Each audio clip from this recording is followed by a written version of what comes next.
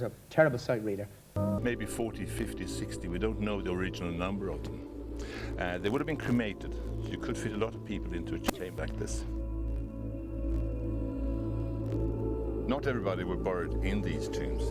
There was just probably a selected few. So the selection, we just don't know. It could be the seventh son and the seventh son, or everybody with red hair and a limp. We just don't know. So why did they build these? It's not necessary to build anything like this to bury your dead.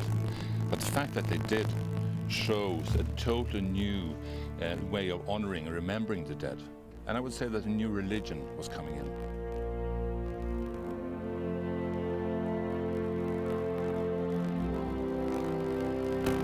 For the first time in Ireland, these tombs created a sacred space. Prehistoric places of worship, monuments to the ancestors. I think they could be compared to a parish church. And just as our modern churchyards are built on a common design, so the tombs of Carramore have a strict structural order. The tomb in the center encircled by a ring of large boulders.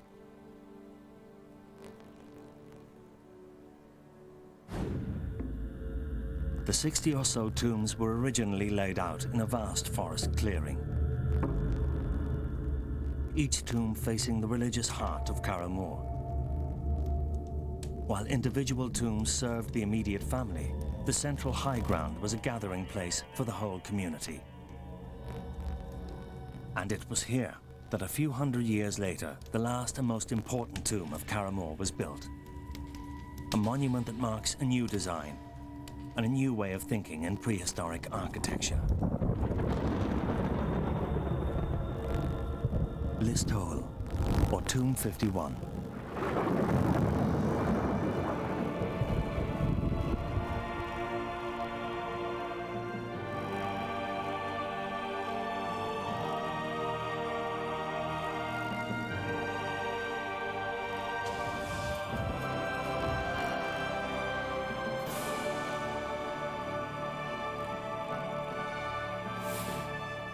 At 5 meters high and 32 wide, Listowel is a massive feat of Neolithic engineering. A bold statement that, unlike the smaller, more intimate tombs of Carramore, was designed to be seen from a distance.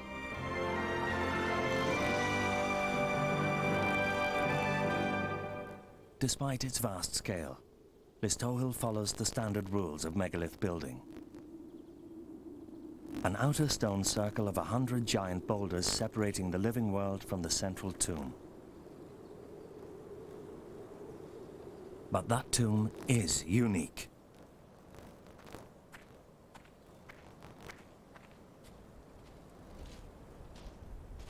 This is a massive roof slab of limestone. Weighs about 7-8 tons, and it rests not on 5 but on 6 orthostats. So you would have a rectangular chamber. In between some of the orthostats and the roof slab, there are smaller sandstone slabs, and that was probably a part of the construction as well. Remarkably, these tiny packing stones have supported the roof of Listowel for more than 5,000 years. But Stefan believes that an even earlier structure could have once stood here. This one is not at all supporting the roof slab. And this stone might have been a part of a construction that predated the building of the chamber as such. You can see the top of it, and just at the back of that, on the inside, you have a nice carving, and it's shaped like a point, and it points upwards like an arrow. This is one of the few examples of megalithic art in Carramore, and the other example is actually in the front of this roof slab, where you have a couple of concentric circles, roughly at this place here. And that piece of art could be the oldest art that we do have in Ireland. Listowel was built as a freestanding tomb, similar in design to the others at Carramore. But the architects didn't stop there. At some stage, maybe after 10 years, after 50 years, the entire chamber was sealed in a large, massive cairn. And that was a major statement, and it also shows a new way of thinking, a new way of dealing with the ancestors, and a new way of relating to the ancestors. By burying the tomb under a cairn of stone, the remains of the dead were no longer exposed to the elements. From this time on, they would be left to the earth.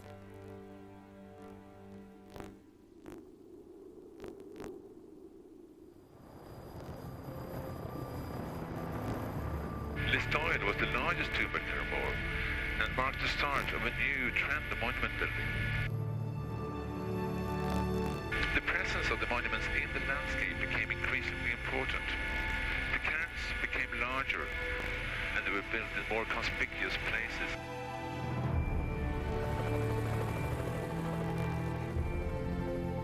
Some of them are huge.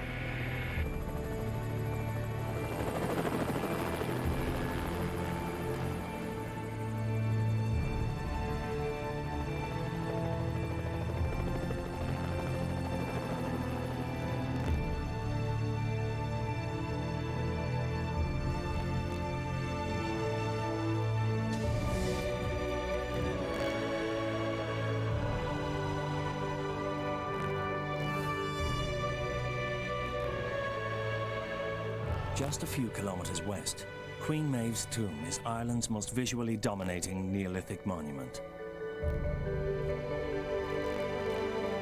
Standing over 10 metres, it's twice the height of Lisdoyle.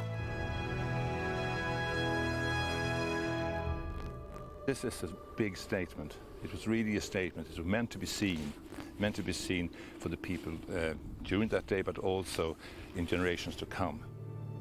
It indicates that you had some kind of authority that was in control of the rituals, that you might have a priest that had decided to build this major site.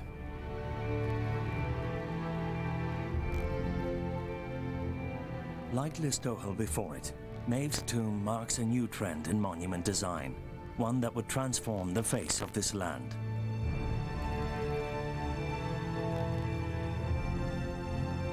Soon, stone cairns were going up on hilltops across Ireland.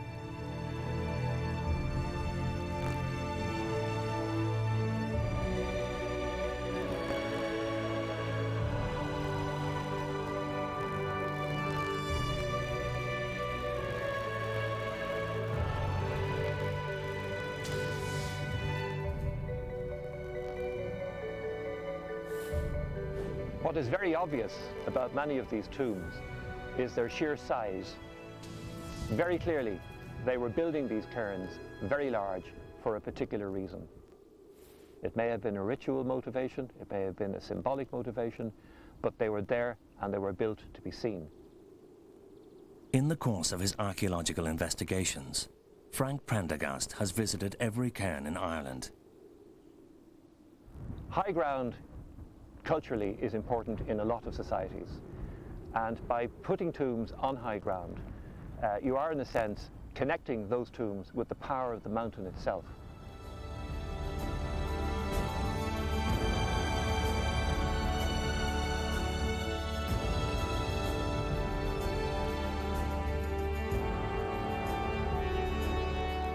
By moving their tombs up here, our ancestors were transforming the entire mountain into a beacon of devotion.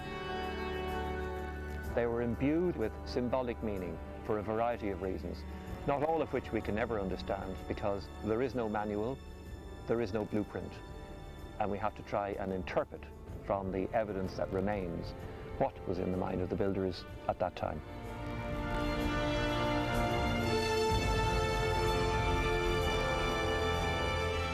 So much effort went into building these tombs, they must have been designed for use by generation after generation.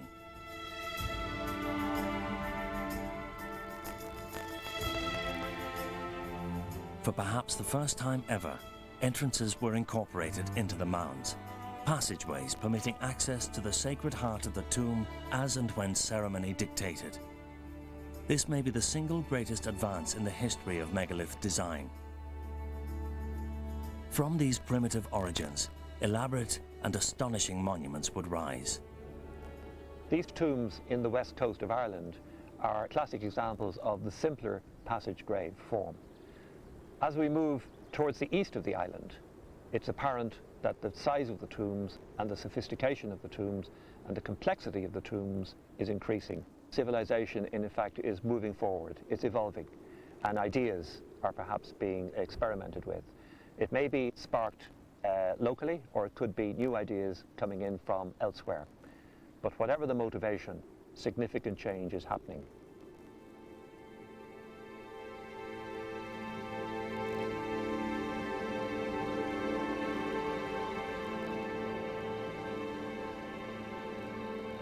In 1699, a landowner, Charles Campbell, was quarrying stones from a cairn 50 kilometres north of Dublin when he made what could be the single most important discovery in Ireland's history. Even though it took another 250 years for the true significance of his find to be realised. He had unearthed the entrance to the finest and arguably most famous passage tomb ever built, Newgrange.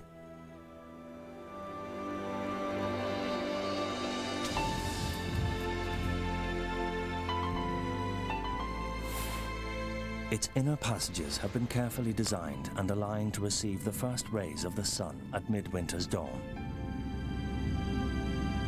Built by a sophisticated society that understood the movements of the heavens and linked them to the worship of the earth. Predating the Great Pyramids of Egypt by 500 years and Stonehenge by 1,000, this is the zenith of passage tomb architecture. Our ancestors never got it better than this.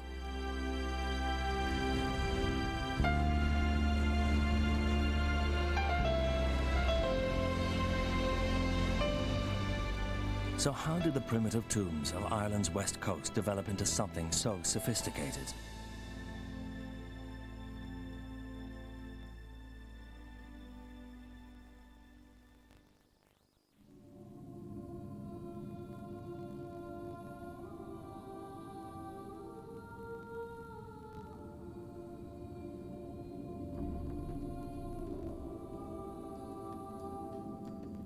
Deep in a subterranean passage, just a few kilometers east, Geraldine Stout is searching for answers. Yes, this is the stone that I was looking for. Very crude circles. And then this rayed feature. And then this crude circle and zigzag lines again. It must be some of the earliest art in Ireland.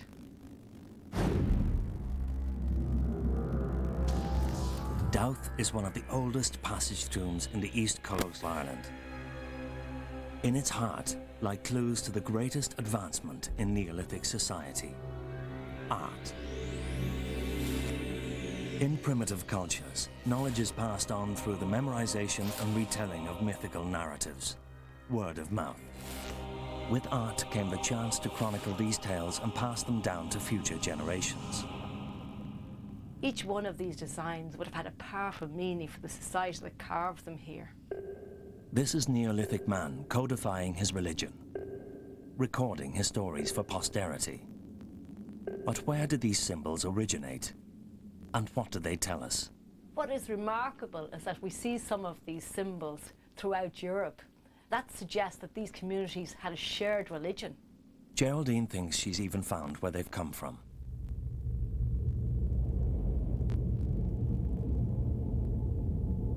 1,000 kilometers south in what is now Brittany.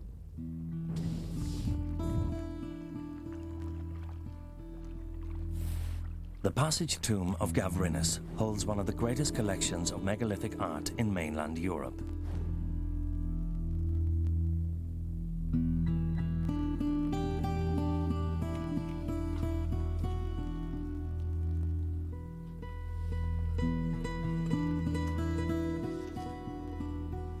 This is incredible. Look at these multiple arcs. Look at the spiral. Look at the chevron.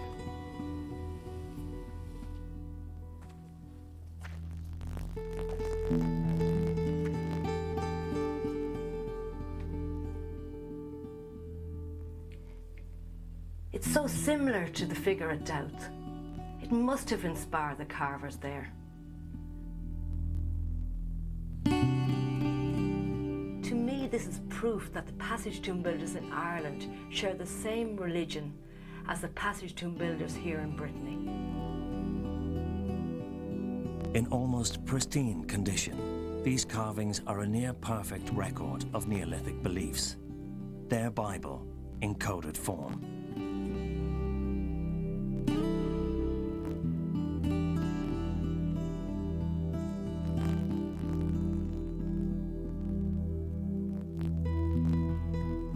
But how did this Bible get from France to Ireland? Maps today show Ireland on the edge of Europe. But that's not necessarily how our ancestors saw it. Spin the map round, and Ireland's at the centre. A pit stop for prehistoric travellers. 6,000 years ago, the sea was the main form of transport for people living along the coast. The sea was the thoroughfare of the time, conveying people and their culture around the coastline. Many of these migrants ended up on Ireland's shores. You can imagine French missionaries leaving here full of religious zeal and with the great knowledge of their passage tombs and their art, and bringing that away with them to Ireland.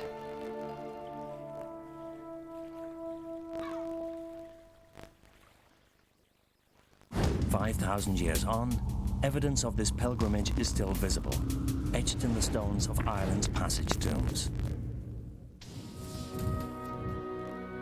To Stone Age man, Knowth in the Boyne Valley must have been among Europe's greatest public buildings, the Vatican City of its day.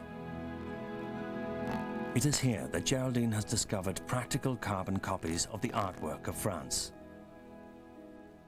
This motif occurs again and again in the Chamber of Gravinus, and this is interpreted by archaeologists there as the mother goddess figure, a Neolithic idol.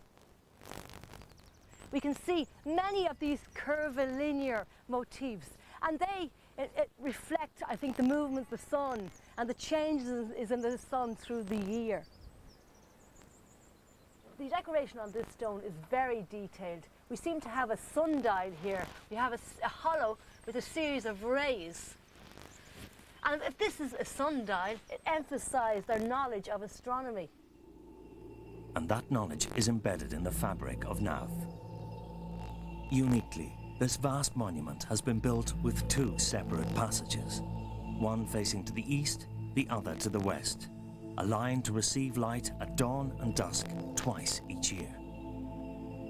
This is a place of union between the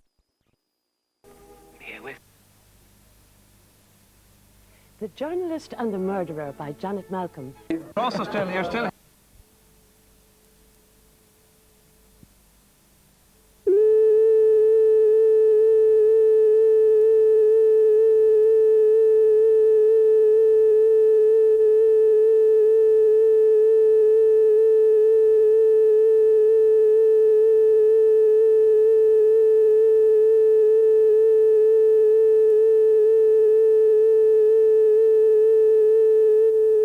Noted how Radio Times has changed too, to become the totally comprehensive guide to television and radio.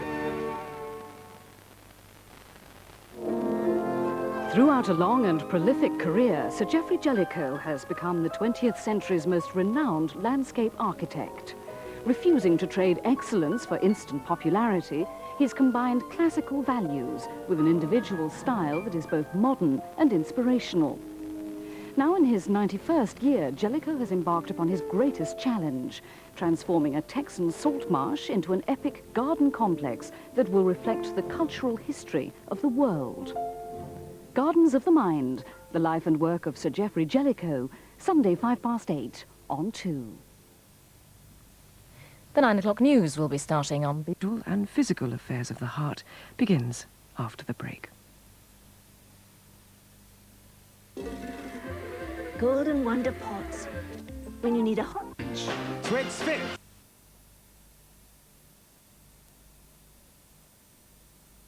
He hasn't any bones yet. I was under the impression that we had a heating system in this establishment. I'll see what's wrong. Father O'Connor, Father O'Connor,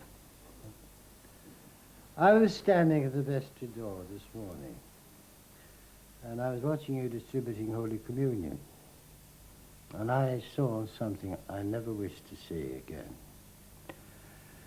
There you were, facing a long line of open mouths, all waiting to receive the body of our Lord with your hands. And I noticed you standing as far back as possible from all those assaulted breaths. And in all my life, I never saw in any priest's face such an expression of loathing and disgust. How dare you? How dare you tell such lies? I can only assume that you have already had too much whiskey to drink. Look, I'm sorry, Father. Look, I've tried to make allowances for your drunkenness and your cruelty. If you don't stop drinking, it will ruin you. Look, if you don't respect yourself, how can I possibly ask you to respect me?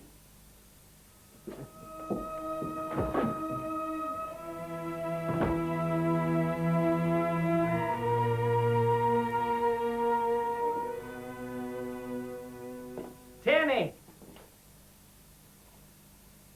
Tierney! Tierney!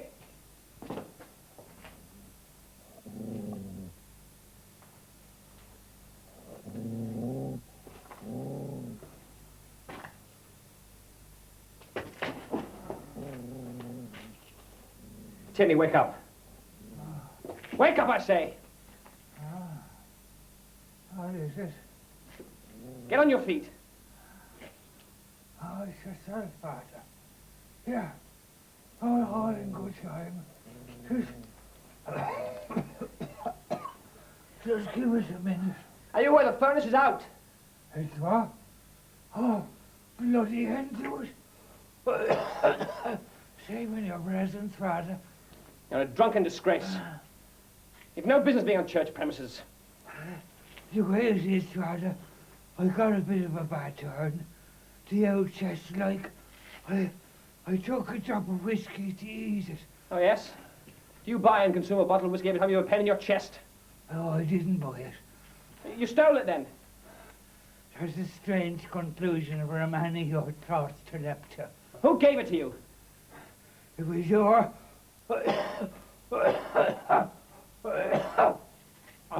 ask me, Ash. How dare you? How dare you use obscenity in my presence? I never asked for your shagging presence. So bad says to you, and to hell with you, and God's curse on you for calling me a robber. Tomorrow, get off my way here. Tomorrow the church clerk will have whatever wages is due to you. You're dismissed. Sacked, you mean? Whichever term you choose. Right. And good shagging riddance.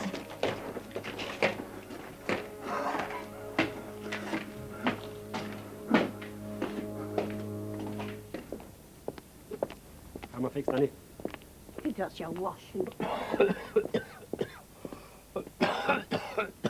But if you were to drop down to the presbytery and tell him you were sorry, he might bury the hatchet. He couldn't withhold forgiveness in any case, seeing as he's a priest. Aye, and that's why he oughtn't to want an apology in the first place. Then what ought he to do? What it says, turn the other cheek. And have you throw rocks or coke at it, will you talk sense? Sense be damned. And isn't you the right stubborn and cantankerous outlaw is he? Well, at least there's one good thing about religion. I don't have to ask bloody Father O'Connor's permission to talk to the higher-ups. What higher-ups? I mean God and His Blessed Mother and all the rest of them. As long as I'm sorry for me sins, I won't be locked out of the place above. I can hear God shouting, "Come on in, Rasher, sure I know your knock." Won't you get it right let down if there's no answer? So what odds? I can always sneak in behind the childer. No, it's not the next puddle that worries me at all. It's this one. Aye, this glorified kip of a city.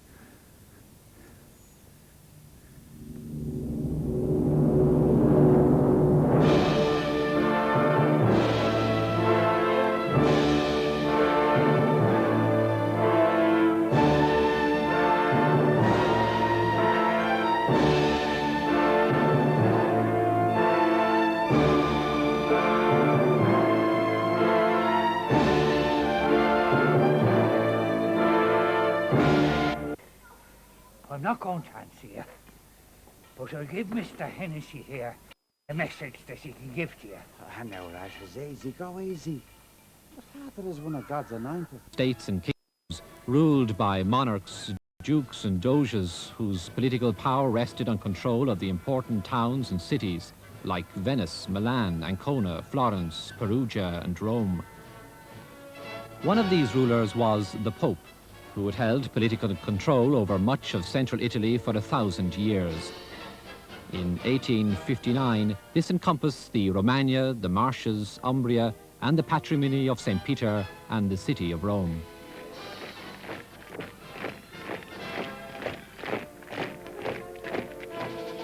Pope Pius IX had been elected in 1846 and was hailed as a popular reforming ruler.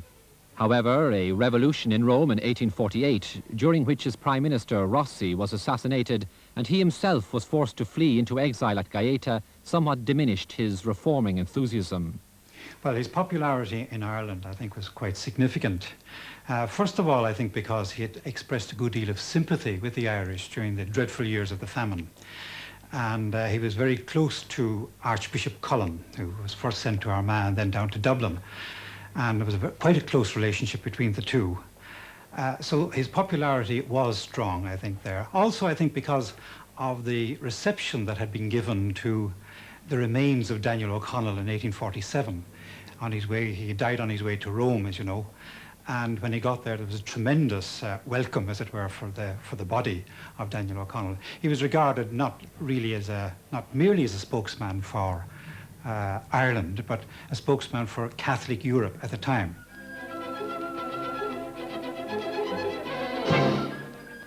Pius was convinced that the Church could never be free if the Pope had to live subject to another ruler. But the Pope didn't have an army to protect his independence. He relied on the Catholic powers of Europe, France and Austria, to defend him against the ambitions of King Victor Emmanuel of Piedmont, who had plans to unify all of Italy under his leadership. Depending on the French emperor for protection had its problems. Napoleon III was unpredictable and seemed more interested in winning military glory for France than protecting the Papal States. In the summer of 1859, Napoleon caused consternation in Rome by joining forces with Victor Emmanuel to drive the Austrians out of Lombardy and Venetia. In the share-out after the peace, Napoleon gave Lombardy to the Piedmontese. Soon after, the states of Parma, Modena and Tuscany voted to join Piedmont. The Romagna, where papal rule had been upheld by an Austrian garrison, also joined when the Austrians withdrew. Pius was angry with Napoleon for doing nothing to help hold the Romagna, but the following spring the reason became clear. Nice and Savoy, part of Piedmont, were ceded to France. In return, Napoleon was giving the Piedmontese a free hand in the rest of Italy. With the French emperor conniving with Victor Emmanuel to remove the papal tiara from Italy, the Pope's position was precarious. A call for help was sent out to the Catholic world. Recruiting agents were dispatched to Catholic countries, including Ireland. The Irish Church, dominated at the time by Archbishop, later Cardinal Paul Cullen, was placed in a dilemma. While anxious to appear sympathetic to the Pope's cause, the Irish bishops did not really believe the Papal States could be defended by a papal army.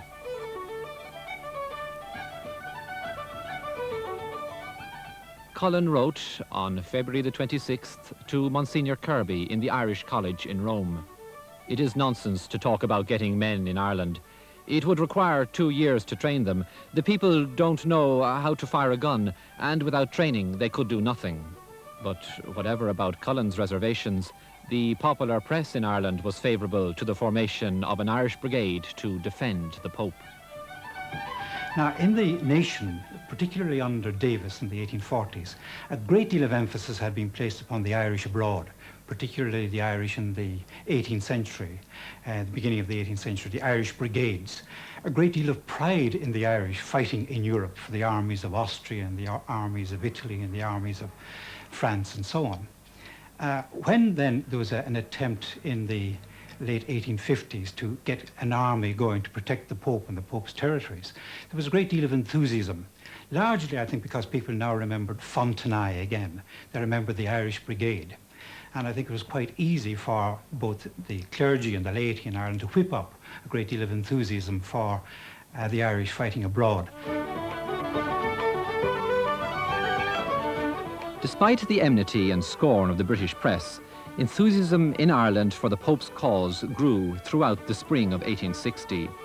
£80,000, the largest collection for any cause during the 19th century, was collected, and over 1,300 men arrived by various routes to join the Pope's army in Italy.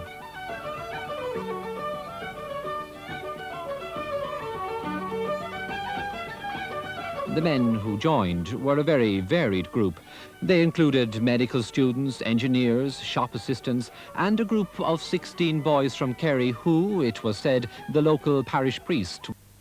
Brief Butterfly, a film first shown to mark the centenary of the birth of Margaret Burke Sheridan, is now showing on Network 2. Here on One Desert Bloom, the saga of a nuclear family in 1950s Las Vegas as the US prepares to test the atom bomb. When I was 6 years old, my grandmother took us out to the desert to look for wildflowers. Just where you'd think nothing in the world could grow, that's where they were. Grandma told us that those were her favorites, the ones that could grow in the hardest places.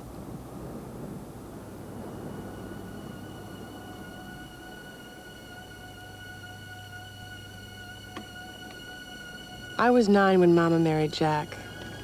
We were always moving after that. One desert town after another. And so I saved things. Remembering was my way of making things matter.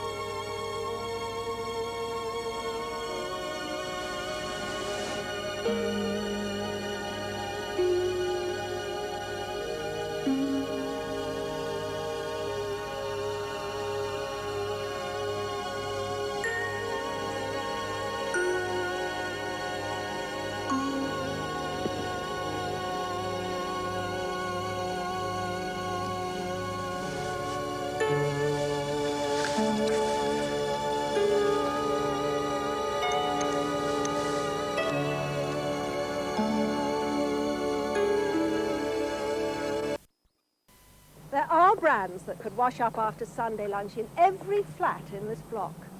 But Fairy, well, it could do next door. The superb sale for superb value starts on Thursday at 1 p.m. at Austin's of Londonderry, Ireland's first department store. Let's go. One. This Sunday, Channel 4 looks at the making of orchestra. A new...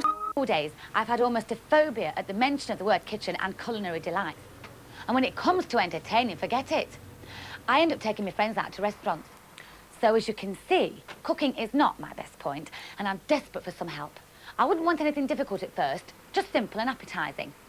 I do hope you can find the time to visit soon. Sincerely, Sue Pollard. Oh, dog! I don't know why I'm sat in here laughing. It's ridiculous. I mean, I'm mortified, really. When I wrote to you and said, please come and help me, maiden in distress, I wasn't exaggerating because, I mean, my efforts at culinary prowess have been hopeless. Now, if I was to see this like we've got here now, to me, that looks like that's been sort of probably taken 2 weeks to do. Because it's just the thought of having to do it. I've gone all out, you see. I have to put this on. I go all out, you see, and I'm also scared of dropping it, so I have to put this on. Oh, it's awful, I hate it. When you say this looks all complicated, it's a half an avocado pear that's... But, I mean, they're just nothing compared to this.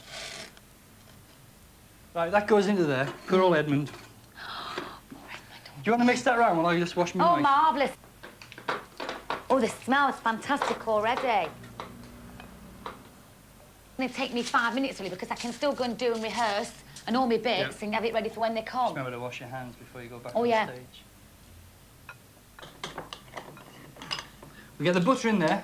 Oh, and then you have to lick the bowl all day. It's a terrible waste, like you do when you're little. Will it hurt me if I do that? No, it won't, it won't. Just don't kiss me. Oh, God. Oh, I didn't go out now. Right. Do you remember Christmas? Yeah. With the crackers? Oh, yeah. You get your end. Yeah. Now, very gently, Yeah. you twist the opposite way to me. Just, and push the end in. Can Like you feel that it coming there. together in the middle? Yeah. Like a big sausage. Oh, God, I can't... Yeah, it's sort of like... All mine's coming out the end Well, here. stop now, that's it. That goes into the deep freeze section. Yeah. It doesn't have to be a frozen solid mass. As long as it's chilled enough for you to get one slice off. Right, the next course is the marinade for the glazed goat's cheese. Now, we're going to soak the goat's cheese in an oil marinade. What's a What I'll do- marinade? A marinade is, in this particular case, is oil, bay leaves, and some black peppercorns. And what does that mean? Why don't they just say it's going to soak overnight in a juice? Well, Why do they because say of- marinade? Oh, it sounds very posy to me. Well- Oh, I marinated this. It's been marinated for 4... Well, that's fine. I mean, you know, it's if you think that's posy, then that's fine. Well, it's not really, I suppose. It's just that I don't know. And where does it come I from mean, and why do they call it doesn't that? it sound better to say, oh, I'm leaving my goat's cheese in a marinade rather than I'm leaving it in some juice? Well, I must say, actually, it does. That sounds dead... Oh, it sounds It's really dead common, that, isn't it? unimaginative. It's really common, that is. Soaking it in the juice. All right, so some nice oil. Yeah. This is olive oil. So does it always have to be olive Well, oil? it's best to be olive oil because it's got a lovely fruiting taste to it. There's nothing particularly harsh about the taste of olive oil, and that's Yeah. how it should be. What we wanted to do is to add some of the flavour of olives to the cheese. At the same time, it adds a moisture to the cheese, so it makes it much easier for us to glaze the goat's cheese when we put it under the grill later on. Oh, All right. yes. The bay leaves will give it an unusual flavour, and so will the peppercorns. So I'm going to soak some goat's cheese into the oil, so I've got to make sure I've got enough in there to cover half of the goat's cheese. We're going to put...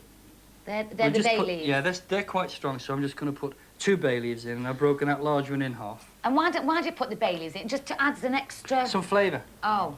Now, it has to be... Do they have to be not crushed? That's right. They want to be whole peppercorns. Why? Because the flavour will come from them. Yeah, because it looks all sorts Yeah, of like, it you know, does, something doesn't all it? see-through and Yeah. everything. Yeah, it does. Of course it's not. It- So it what won't do we have set. to do with this then now? Okay, well, that's ready. Now what we're going to do is we're going to put the goat's cheese actually into that. Yeah. So that it'll penetrate through. Have you had goat's cheese before? Yes, I have actually, but always again at restaurants, you know, because that, you know, as you know. Sure. But that is I've never seen that though. And its whole thing, it looks like a pancake roll that's It does, gone doesn't it? off. Oh, this is smashing stuff. Goat's cheese for me is... Now, we've got to cut this into 4, haven't we? You're ever so good because I've noticed you don't nick the ingredients while you're doing it. I try so I shove hard my not finger to. in everything. I try hard not to. Oh. Oh, I see. So But there's nothing wrong with sticking your fingers in everything as you're cooking, you know. Oh, I know, but the awful thing is, then my mum says you're not allowed to do that because when it comes to eating it, you'll be full up. You won't be able to eat the real thing. Look at But that. look at the texture inside. It's Ooh. wonderful stuff. Now, look. Oh. They, as you see, they're half covered. Yeah. That's because Yeah. of this particular bowl. So what we're going to do Yeah. is put them into the refrigerator, and I'm going to, in about an hour and a half, turn them over so that Yeah. the other side is. Oh, I is see. soaked as So well. why do they have to? Why does the oil have to soak in that for that long then, all that time? Well, because we want it to penetrate into the goat's cheese. It doesn't have to. Oh. The longer you leave it, the nicer it is. Because when you said it's going to take, you know, no time at all, you think, oh yes, I'm going to shred all that and all that business. But in actual fact, it really didn't take any time. But the thing that does get me is I don't believe that it's not taking you very long to do that shopping. Really? I mean, look at that. For a start, you've got all that posh stuff. So it's obviously you've been round to delis, delicatessens, I think. Oh, obviously. Have you? No, I haven't. You have. Listen, I haven't. It's everything that we've got for this particular little dinner party has come from a supermarket. Well, I'm impressed. Are you? Yeah. Okay, my dear. Oh, yeah. Oh, yeah, it's got some sort of flavour, but the, that looks different now. Look, all the things are different, Well, sort of Let's lift it up textures. and have a little poke of it, shall we? Have a feel. Softer, isn't Oh, it? yeah, it is actually. Oh, Lovely. it's quite good already. So, we lay these Mm. onto our grilling tray. Oh, yeah. Now, I've put them all in one line, so when we Yeah. put them under the grill, You know, we know we've got total control. We haven't got two back here. We don't have to be turning it or anything like that. Just go straight in, so that's going to make life a bit easier. What about for them us. other peppercorns, though? No, we leave them out for the moment. Oh. They're fine. They've served their purpose. They've already given us the flavour. Their friends have gone in there and they're left on their own I want to talk to you now. about peppercorns. I feel sorry for them when some things are put away. Yeah, I feel guilty 'cause... Prevention of cruelty to peppercorns. I want to talk to you about peppercorns as well because in preparation for this basil and tomato salad, right, I needed some black pepper. And whilst you were out, I don't know what you're doing, but you sneaked off for a minute. You'd escaped from my clutches. Oh, yes, I did have to get away because it was all getting too much. And I wanted to find a grinder, and I couldn't find one. So do you know what I've had to do? I've actually had to grind these peppercorns with my thumb. No, seriously, I did it with a knife, you know, like this. But it's ever such hard work. Now then, I'm going to take the eye out of this tomato. Yeah. And I do that by inserting the knife not too deep around there and taking out the little stalk. Oh, yeah. Simple as that. Having done that, I'm then going to make an incision across the top of the skin of the tomato because ideally the best knife for cutting a tomato is a serrated edge knife. But we haven't got one with us. But that doesn't matter because by making that small incision across the top, it means that I can easily slice through. And it's very important, you know, to make sure that you get the slices roughly the same thickness. You know, food should be of a similar size. Oh, I see how you're doing it because sometimes when I've done it, the poor devils have had all that bit. They've had that bit at the end there when I've done it. Oh, I see. I'm going to trust you to do one now, how's that? This is the right thing, isn't it? That's the right thing. Just a little operation. To put this down. Am I doing it right, Randy? Not too deep, though. No. OK. Oh, dear. I take that. Think that's all right? Well, let's cut it and now, see. This way. No. That way. Oh, yes, Sit this them way. down so that the bit that you've cut out is underneath now. Oh, yes. So you make a small incision there. That's right. And they've got to be as equal. Yeah. Like, because the thing is, do you think that's the same That's thing? smashing, look at that, that's really lovely. You get them in there like that. Oh, yes.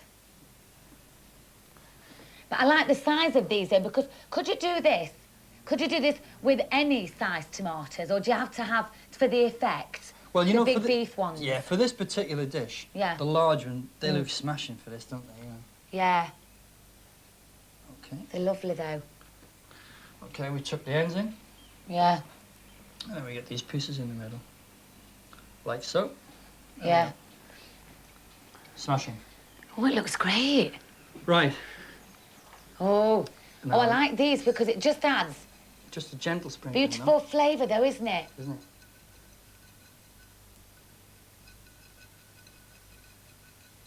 Do you know, there's no comparison between the smell from freshly ground peppercorns to, you know, to any of this powdered stuff. Yeah. This is sea salt. I think that's better, you know. I like lumpy salt because it's got more of a flavour. But it says on the thing, don't use too much, though, because it's really strong. Yeah. So you just sort of sprinkle That's it a just little... very gentle sprinkling. A dribble of oil on that line and a dribble of oil down that line of tomatoes. I'd be very grateful. Oh. Now, just a little dribble. Yeah. Oh. The olive oil won't taste greasy.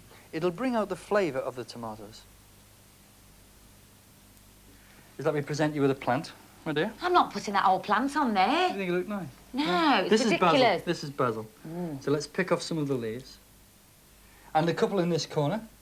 And I'll leave you to place the leaves in the other corner. So that's it. Right. Pick the nice ones up. Yeah. The ones that aren't, that's a horrible word, scabby, you know? So we just identify the four corners, and that lifts, what that does is that actually lifts the main tomato itself up. You see how it forces the tomato to come up? What do we do now, then? If we've done all that, means we've done everything. We want to give an aperitif, don't we? Lovely word, aperitif. Yes. Before the meal. So let me show you how to make a very simple but very effective aperitif called Kia. This is really not lovely stuff, right? It's a blackcurrant liqueur, and it's called crème de cassis. Now, if I place a little bit of that, I'm going to top it up with some chilled white wine. Oh, so does it have to be chilled, though, really? Oh, So- yeah, it needs to be chilled. Well, it looks like rosé, look, that. Yeah, it does look like rosé, Yeah. but it doesn't taste anything like rosé. OK. All right, my dear. Oh. So here we go. Cheers, then. Hey, it's ever so nice. It's lovely, isn't it?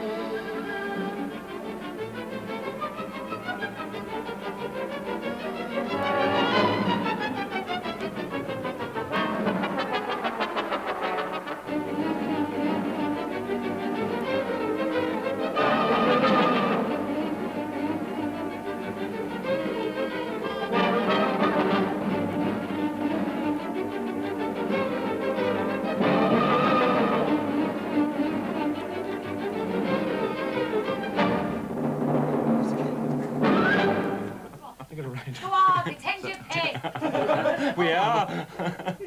Right, ready? OK. Yeah. So, we've got our yoghurt. We've got the yogurt. Now, this is the accompaniment with the cheese, isn't it? That's correct. That's right, yes. I'm going just to make- place into that some chopped chives. The slight sharpness of the yoghurt goes really well with the richness of the goat's cheese. So what, with the Cheers. same motion again, with the knife business Yeah, again? just the same, but just chopped. Look, it gets great colour out of this, look. I must say it's lovely because it's almost like it's like the other dish that we've already done and everything, like with the tomatoes that you Yeah. put with all the pepper on and That's stuff. right. And Some more... crushed black peppercorns, which you still haven't got me a pepper mill. Oh, I'm I'm really sorry, working there's hard no here. time in my profession.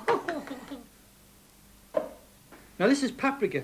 Now, you've No, got I to be don't so careful with paprika. The difference between paprika and cayenne is enormous. You put cayenne into something, and it's very, very hot. You Sounds put- like an Indian man. What is it? What's cayenne? Cayenne is a pepper. It's a pepper. Oh, it's I see. extremely hot. You put paprika in, you get a lovely aroma and a nice colour from paprika. So just a few sprinklings. Just Oh, to yeah, put some that's not colour in. going to be too strong, though, is No, it? it's That? not. How can you tell? Paprika isn't strong, Sue. It adds a lot of flavour and colour. Interesting colour. Now look at that. It's still a bit thick. It goes plop. Oh, can I taste a bit yet? You can, but wait just Oh, for it goes 1 for second. some wine. Oh, Oh, yeah. well, they'll be legless when they leave the table, did they? Once they've had the kia.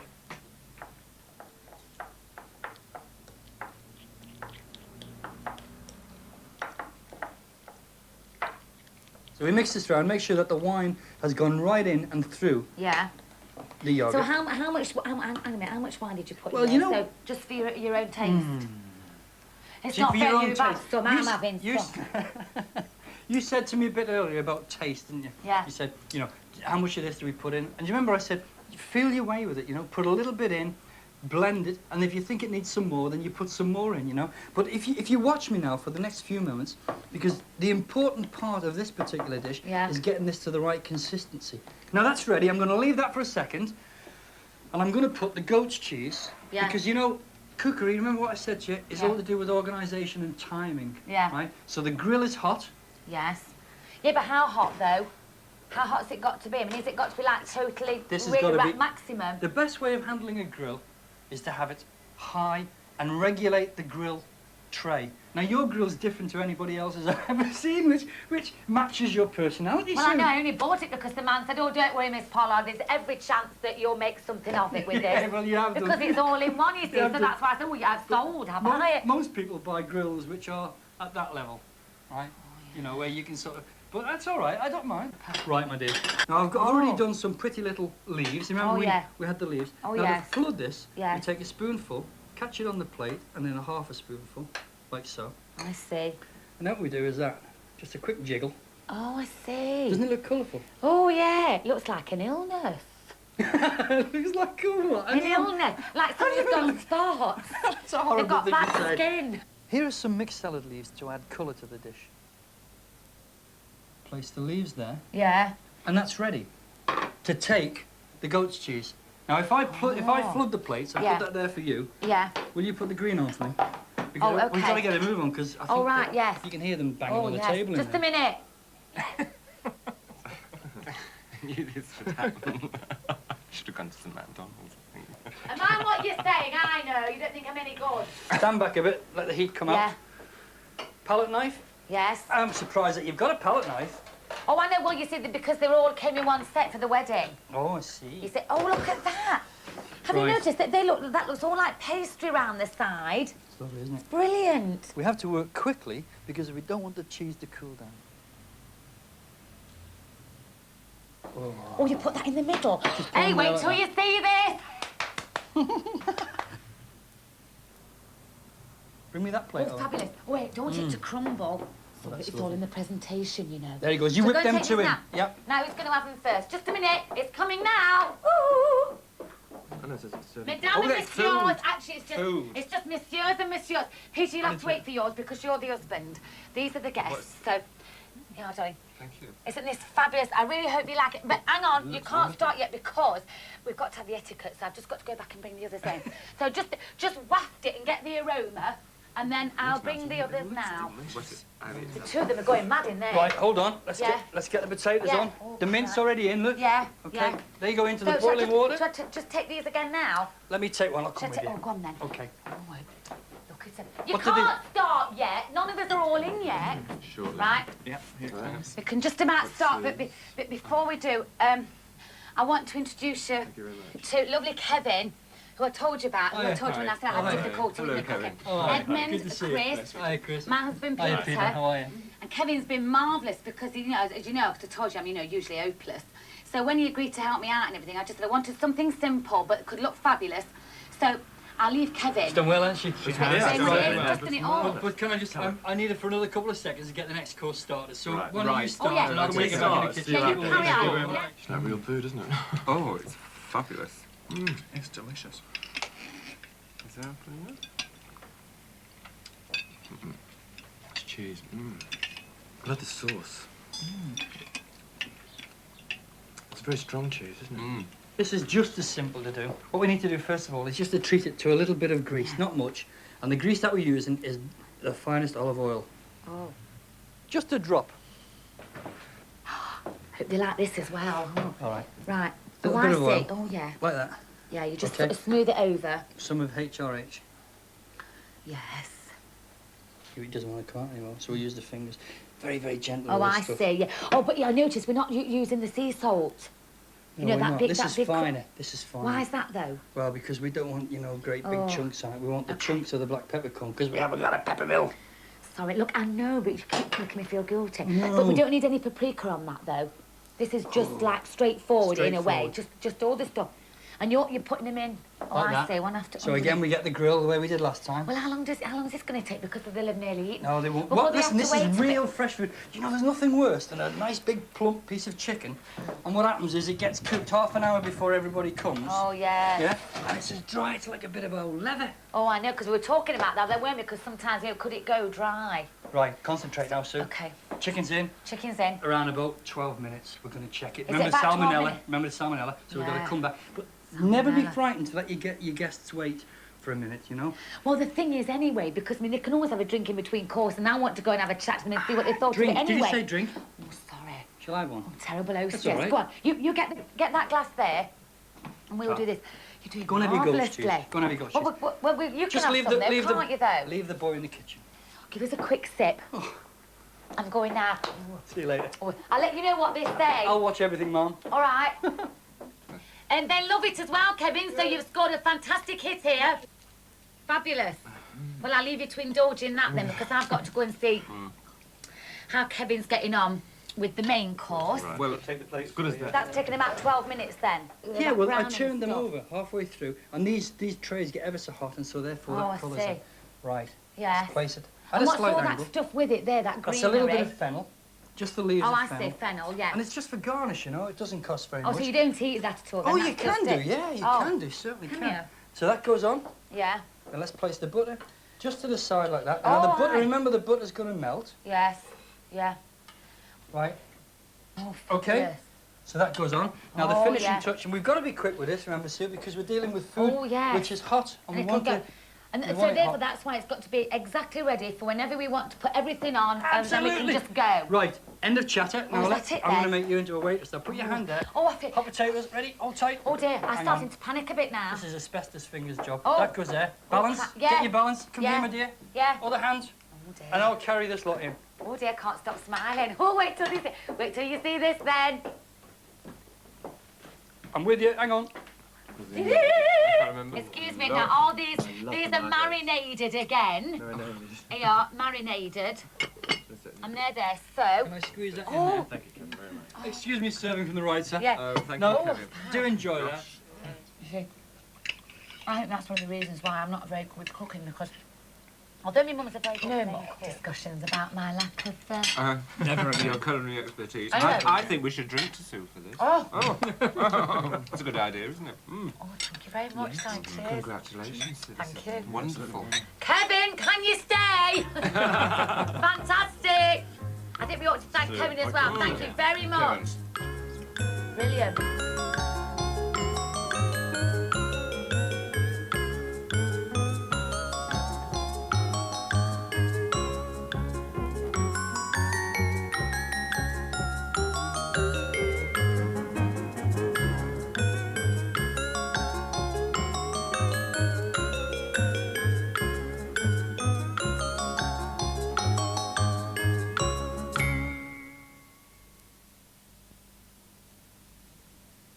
Tomorrow at 9:45, QED reports on panic attack.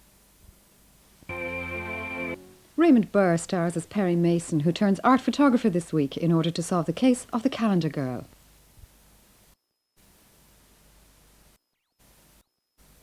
Surratt used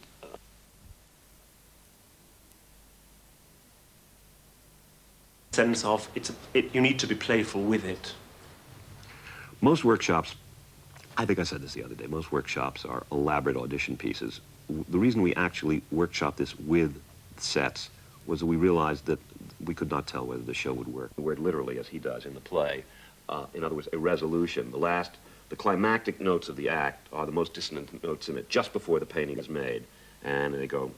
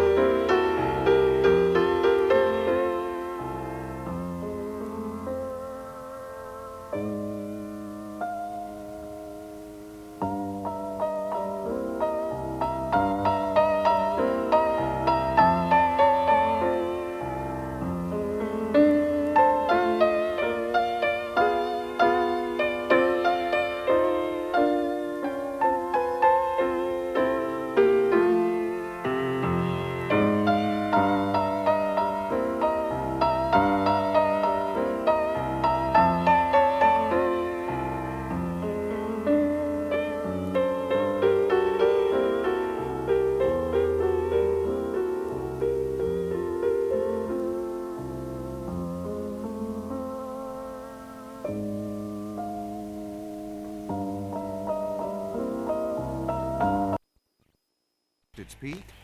Well, it's chicken, but not as you know it. After the break. What's your best chicken dish then that you cook? I like to boil it in the cage. You just...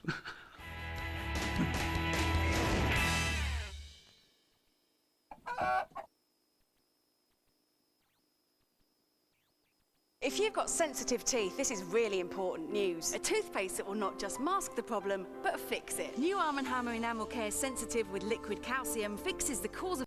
It's almost a piece, but of course, you know, I grew up in Scotland in the 70s, and, you know, where the concept of exoticism was if somebody moved into the town with a soda stream, or, you know, there's someone that's moved in down the road who's got a swing ball. No, you're joking. You know, and at Scottish schools, like Glaswegian schools, where, you know, they were quite fiercely nationalistic and Scottish, especially at that time. And I'd had this French teacher who insisted that you did French in a Scottish accent. She'd correct you if you tried to say, you know, she'd go, no, it's je m'appelle comme elle t'appelle tu. It's the same in the Northern Irish one. Yeah, very sort of proud, and they'd always leave all English victories out of all history lessons conveniently, you know, great gaps in your education. It's nice to see you as a villainess in Hope Springs. Let's have a quick look at you, Ronnie. They're mad women. I want them charged. Her as well. I'm sorry, Anne-Marie, but pregnant or not, you've been a thief and a bully. We said we'd call you in as soon as we were away, and you know it. We only forgot because of you. Yes, exactly. So if anyone's to blame, it's you. Right, that is it. Down the station, the lot of you. And you can be sure that you won't buy your excuses. Move! You're lucky that the shock didn't damage my baby. Doesn't know the half of it. Throw the book at them. Oh, you wait. Oh, kicks off, my darling It's angels. the final episode this Sunday, Yes, isn't it? it joins a new level of camp. The final episode.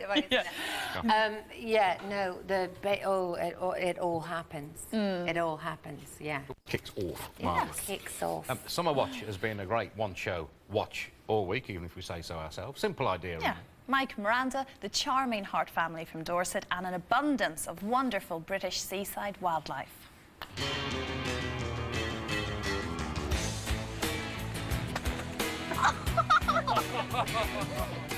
All week long, we've been competing to see who can show the Hart family from Dorset the best wildlife within just a few miles of their caravan. And now, it's crunch time. In yesterday's programme, we gave seal pups a fishing lesson. And Colin and I went on a boys' night out with a difference. Look, there we go. It's a cracker, isn't it? Cheers. Today is our last chance to impress the Hart family with our wildlife wrangling skills. So I've lined up a cracker. Look at the size of that! Whoa, look at Ben backing off. So the fishermen around here call this a brown crab. These crabs normally use their giant claws to crack open mussels and oysters. But Crusher is no ordinary crab. He likes to crush anything, especially walnuts. Are you ready? And you have to step back a little bit. I'm going to step back as well. Here we go. That is unbelievable. Do it again. Want to see it again? That is some party trick, but no one knows exactly how strong his claws are. So we've borrowed a pinchometer that usually measures human grip strength. Squeeze hard as you can. Oh! You have got about 12 pounds per square inch. Josh, over to you. Josh has managed 26 pounds per square inch. Right, time for the expert. This has never been done before, it has to be said. Wow. For the record, that has just gone round the dial, so It's actually 70, just about as... 80, about 90 pounds per square inch that Wow. was. Oh my God. Can we have our piece of equipment back? It's rather expensive. Now, that's a hard act to follow, but I've got a cunning culinary plan. I reckon the way to win the Harts over is through their stomachs. So we've been foraging for seaweed. We're going to be cooking up a little bit of lunch. Hi, Caroline. Oh, it smells good. Caroline Daly is a seashore foraging expert. Her dishes may not look the most appetising, but seaweeds are packed full of protein and vitamins and are used as a natural thickener. The substance is called carrageenan, and most people, without even realising, have eaten carrageenan in something. It's in everything from milkshakes to beer to cosmetics. Now, guys, here we go. Wow. This is your lunch today. That is black pudding with lava seaweed on top. So, what's the verdict? How's that? It's good, isn't it? Nice. It's like spinach, isn't it? It is a bit similar like texture to spinach. Yeah, and spinach. it's Really very, nice. very good for you. If I won you over with a bit of yummy food. Yeah. Oh, definitely. Yeah. No burgers and We're crisps. definitely for us, voting Dom. for you. Thank you. Our one-show summer holiday challenge is almost over. But what a week we've had. Here is our monster. That's a spider crab. Oh, is it? Go! Go, Cole! Suck. Got him! Oh, fantastic. Whoa! That's an adder. That's the closest I've been. No, I can't believe it. Right, There's the spine. There's the dorsal spine. Is that the first time you've held a live wild snake? Yeah, I like working with nature. Now it's time to find out who impressed the Hart family the most. Guys, the time has come. You all have a ping pong bat. On one side, you have Miranda Krestovnikov. On the other side, you have Mike Dilger, who has shown you the best wildlife. It is the presenter challenge. Josh, what do you think? Oh, a hard one. Oh, I can't believe it. Caroline. Go on. Oh, I can't believe it. There's only one white. Ben. Ding, ding, ding. Yay! And It's gonna be Colin. Right then, let's have a look. Oh, you're so diplomatic. We love you all. All I've got to say is thank you so much. I'm leaving now. Ben, it's been lovely. Colin, it's been an utter pleasure. Thank you You so too. much. Goodbye.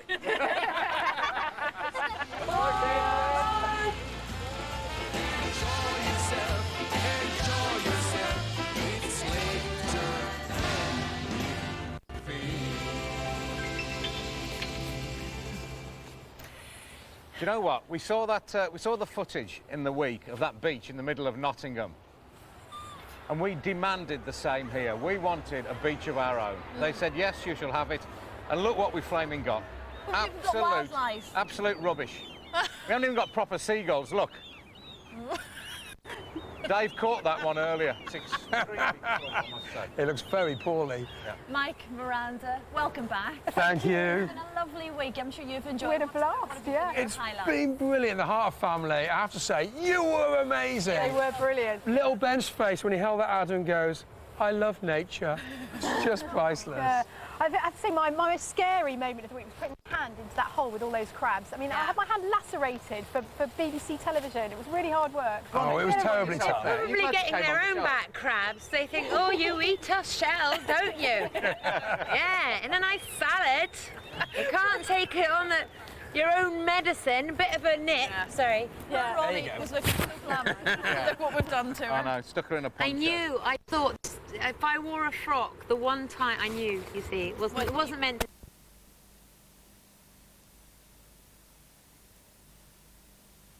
Over 150,000 people now get their electricity from Bord Gáis Energy. That's a lot of big switches.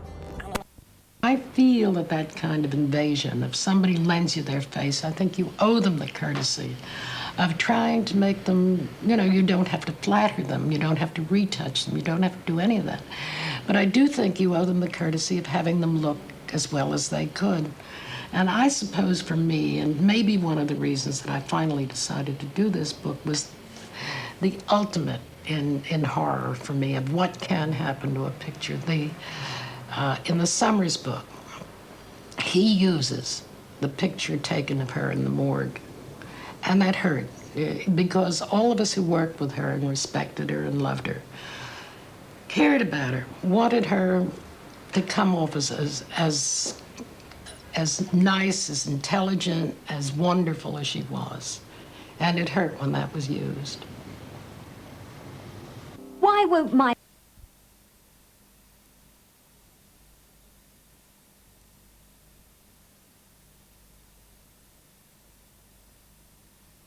Passes another.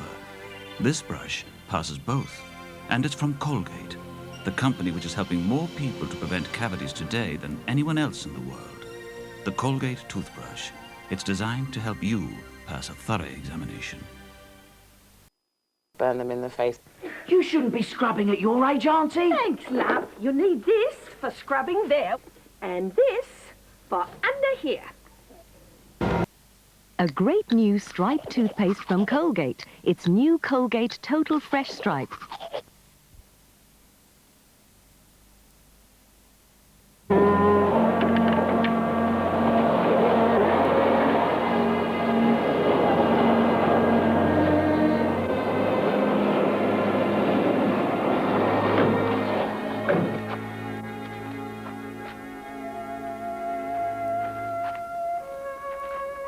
Now, son, I never dreamed you'd take me up on this. I came for that job we talked about, Mr. Pickett. I told you I can't hire you. But he drove here in a car. All right, he did that, but climbing up a few steps don't prove nothing. Did the other day, J.D., and I understand you're the one that said it.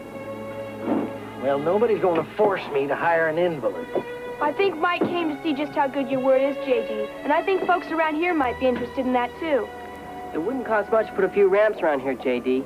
Mike's a good, steady, dependable worker. He's proven it to us. Look, son, I'll give you a letter of recommendation. The best I know how to write. I don't want a letter. I came for a job.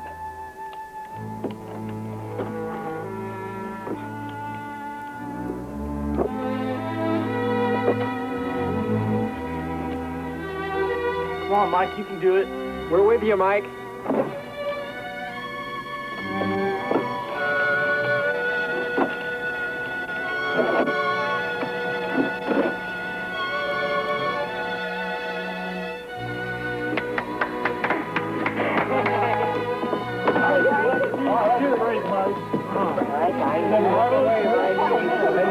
Congratulations, Ray. We're real proud of you. When did you begin? Mike Paxton and thousands of other handicapped Americans proved their skill and reliability in defense industries throughout the nation during those war years. For my family, the reunion with Mike was an inspiration in a time of doubt and fear. For Godsey and Walton, it was the first of many appearances at hospitals, camp shows, and war bond rallies until Ben eventually went into the service. It seems funny not to have Mike here. It's easier for him to live closer to the plant. Did he get jobs for his friends from the ward? Best workers we've got, and they're all living with Mike. I don't care. I still miss him in that crazy horn he had. I just happened to be polishing it. Turn out the lights, will you? Good night, Jim Bob. Yippee! Wallace and Gromit are back for a new adventure. Porridge today, Gromit.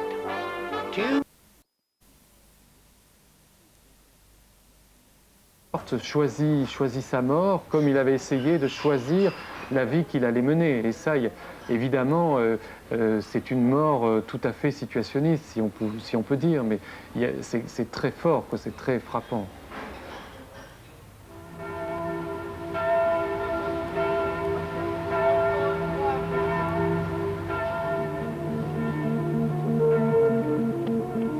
To stage your own death as a final act of protest, as a situationist gesture. Well, what did this mean? As I had suspected, the death of such a mysterious figure as de Boer was proving difficult to explain. Seeking clues, I thought a trip to a certain bookshop in Saint-Germain-des-Prés might provide a starting point. La Librairie Palatine was bound to stock works by the Situationists, an obscure revolutionary avant-garde group that de Boer had run. But as soon as I entered, I knew something was wrong. This bookshop was part of the famous Quai Voltaire publishing house, run by a man called Gérard Voitet. He had been friends with de Boer. Maybe he could help. But they no longer stocked de Boer's books. They didn't even seem to want to talk about his death. They had other things on their minds. Another suicide. Gérard Voitet himself. Only 2 days after de Boer, Voitet had also shot himself. A strange coincidence. Gérard Voitet, he committed suicide a few days after Guy Debord, and we discovered he knew de Boer. So it's a perfume of mystery. It's so typically French, typically artistic. Gérard Voitet now is considered like an artist just because he committed suicide and is a mysterious character. when you commit suicide, you accept the idea that life is bigger and stronger than you.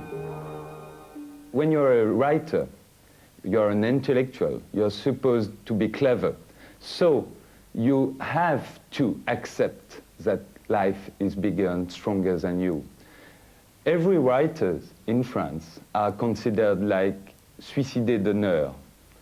That means everybody around you is sure that one day you will commit suicide. And if you don't, it's not a problem, because in your mind, you're a suicidé.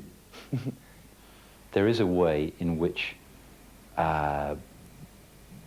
suicide, perhaps among certain French intellectuals, has been used to round off, to conclude a life's work in a quite remarkable way. I was thinking, when I heard of Debord's death, of the death of René Crevel in the 30s, at a similarly desperate time for humanity, where, after all the struggles he'd been through, he just turned on the gas and left a note saying, "Dégoût, veuillez m'incinérer," disgust, please burn me.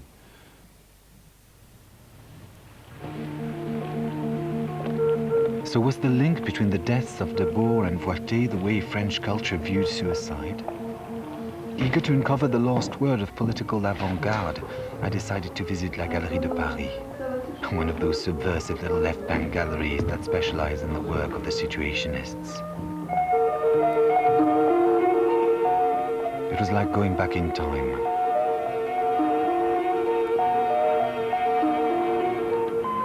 What had seemed revolutionary in the 60s, using graffiti to deface the surface of paintings, was now mere commonplace practice.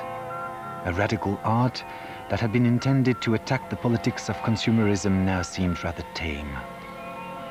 The days of the little revolutionary groups issuing manifestos with their intense desire to change art and the world were long over.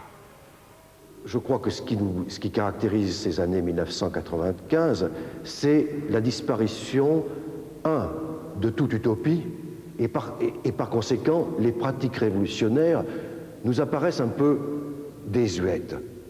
L'idée qu'il est possible de transformer le monde a quitté notre société. That spirit of revolt, which was trying to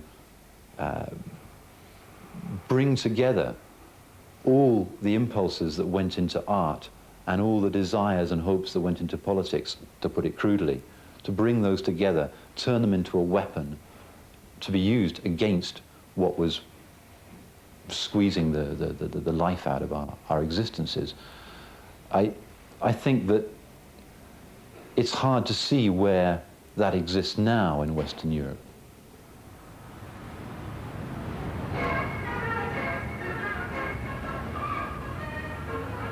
So Debord wasn't just commenting on his own life through the manner of his death. No, it was the death of a vision or version of Paris. Debord and Voitet were part of a Paris that had ceased to exist, or that people had wanted to believe was still alive, but in truth had died some time ago. The author of The Society of the Spectacle was aware of how Paris, city of the spectacle, had become not a center of revolt, but a tourist attraction. And the last revolutionaries, the aesthetes of subversion, were part of that display, fairground attractions themselves. Debord loved so much Paris.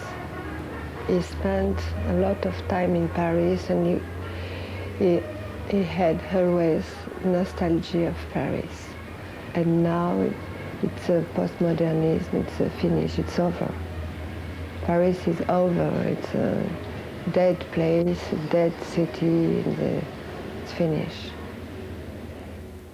He wrote a special text for the end of the movie, explaining exactly what he commits suicide. And he wrote, I'm ill and it's finished for me, I prefer to finish. But my search was not over yet.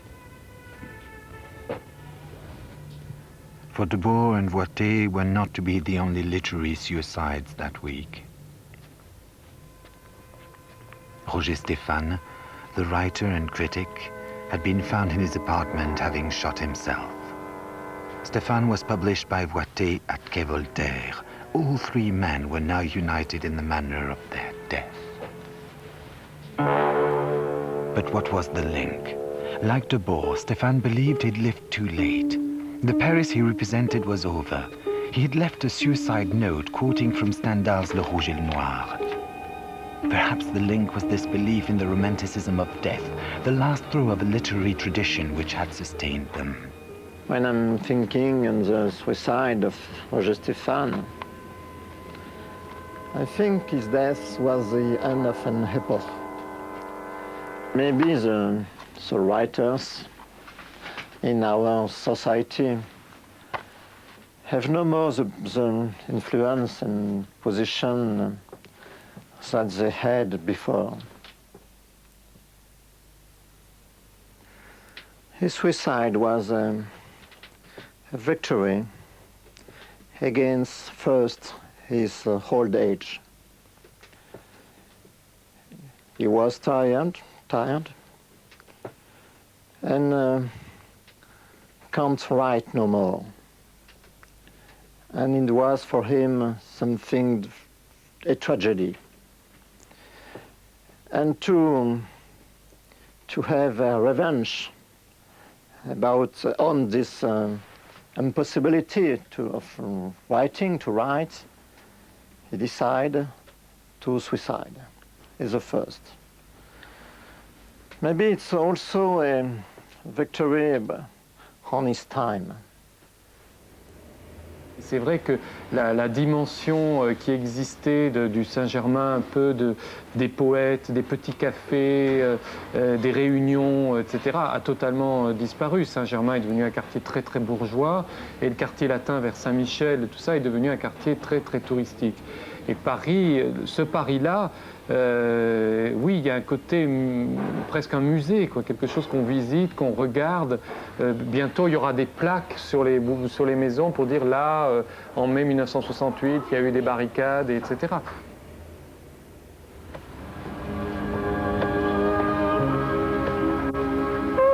I had finally realized that my quest for the significance of the death of Debord was futile as he thought modern culture had become. In death, Debord had now joined the spectacular society he despised. Just as May 1968 had become only an image, a myth of a revolt. Just as the phrase "the society of the spectacle" was no more a criticism, only a slogan. Just as Paris itself was becoming a sterile museum, it was time to leave. Time to say farewell to the Quai Voltaire, the left bank, and consign them to the past. Just as Stéphane, Voitet, and Debord had taken one last look back at their life and decided they too now belonged to the past. The Strange Case of Guy Debord. Next tonight, another sort of thriller, the hit British film Shallow Grave. Filmed on a tight budget in Edinburgh and Glasgow, it's the story of three flatmates whose comfortable lives are exploded when they find their new lodger dead in his room, together with a suitcase full of cash. Shallow Grave went on general release this week, having played to packed houses in Scotland and London.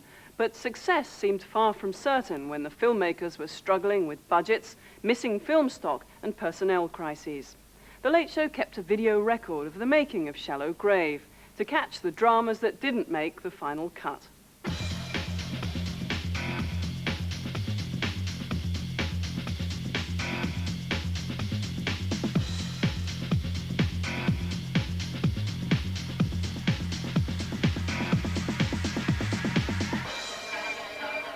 Set in Edinburgh, but we're making most of it in Glasgow because the city of Glasgow gave us some money.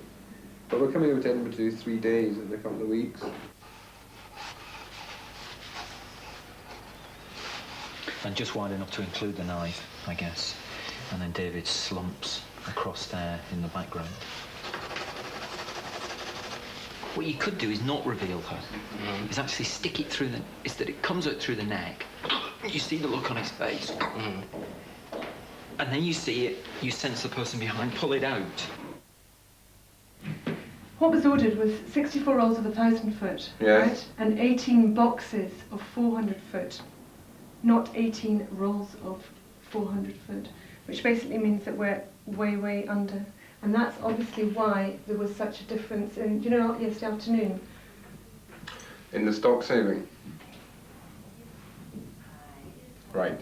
So So what's the real Right, what cost? I've done is, well, it's going to be quite a lot, to put it mildly. I mean, it's all our faults, I think. Oh, yeah. Everybody should have Pick noticed it up, that. yeah. We all looked at that, and even then, because when I budgeted it, I knew it was very tight then because I tried to knock the 20% off already with the Channel 4 discount, and I knew it was going to be, and then I just thought this was good Do you know news. why it is? It's because it's been a historic figure. It's gone right through several cost statements. So it's gone through all that fall and going.